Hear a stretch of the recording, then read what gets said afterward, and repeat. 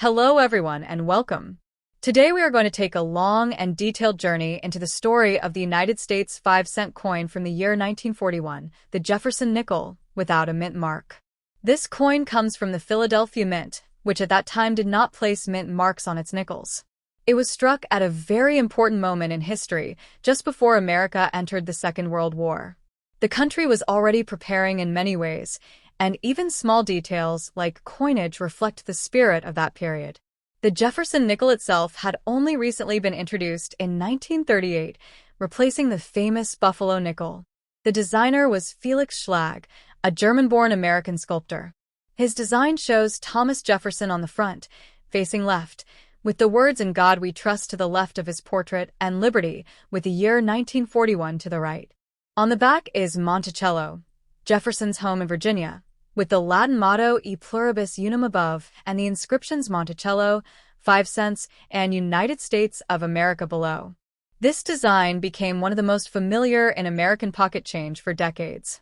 In 1941, the Philadelphia Mint struck more than 200 million of these coins, a very large number, so in ordinary circulation the coin is not rare.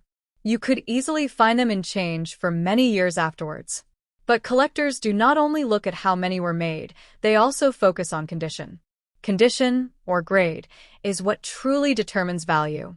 A well-worn piece where Jefferson's face is flat and Monticello has almost disappeared is worth only a small amount, often 10 to 25 cents.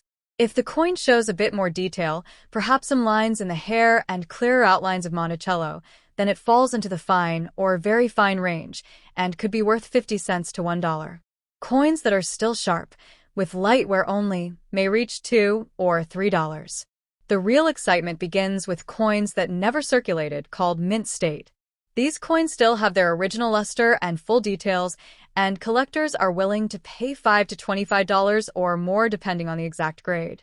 The ultimate prize is a mint state coin where all the steps on Monticello are fully visible, something known as full steps. Those pieces can bring $50, $100, or even more in today's market, depending on the sharpness and the grade assigned by a professional service. When examining a coin like this, collectors advise looking carefully at Jefferson's hair, the clarity of the lettering, and especially the steps of Monticello. Coins that have scratches, dents, or that have been cleaned will lose much of their value.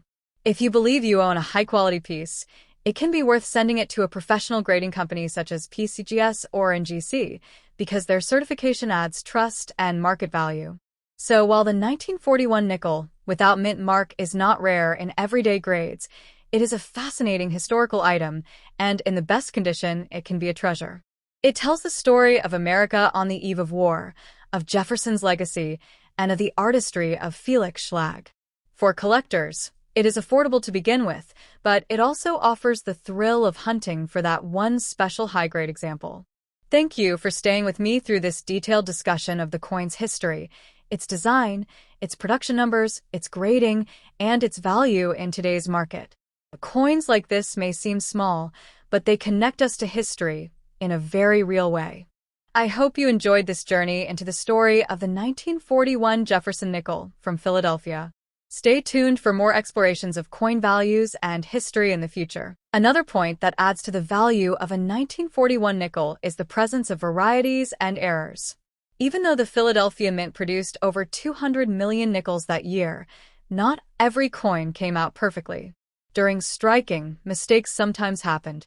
These mistakes, known as mint errors, are very collectible today. For example, a double die obverse variety, where the lettering or parts of Jefferson's portrait appear doubled, can raise the value far beyond the normal price. Even a small doubling can interest collectors. Similarly, off-center strikes, where part of the design is missing because the blank was not properly centered in the press, can bring strong premiums. A 5% off-center coin might be worth $10 to $20, while a 50% off-center strike showing a full blank crescent can sell for over $100. Another error to look for is die cracks or die breaks, where lines or raised bumps appear on the surface because the minting die was worn or broken. These are sometimes called cuds when a whole piece of the design is missing. Collectors enjoy these unusual coins, and depending on size and location, prices can range from just a few dollars to $50 or more. Some 1941 nickels may also show lamination errors, where the metal surface peels or flakes due to impurities in the planchet. While this might look like damage, true lamination errors that happened at the mint are collectible. In addition to errors, proof coins were made in 1941 at Philadelphia. Proofs were specially struck for collectors, using polished dies and planchets, giving them a mirror-like finish. The mintage of 1941 proof nickels was only about 18,700 pieces, making them much scarcer than the regular issue.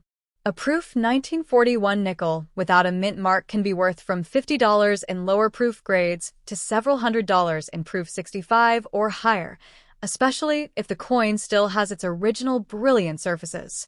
Cameo or deep cameo contrasts on proof coins can raise the value even more, sometimes into the high hundreds of dollars.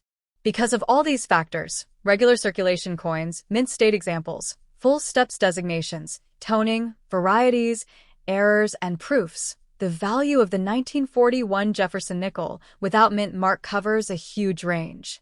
It can be as little as 5 cents if worn and common, or it can reach over $1,000 if the coin is a top-quality certified full steps example or a rare error or proof.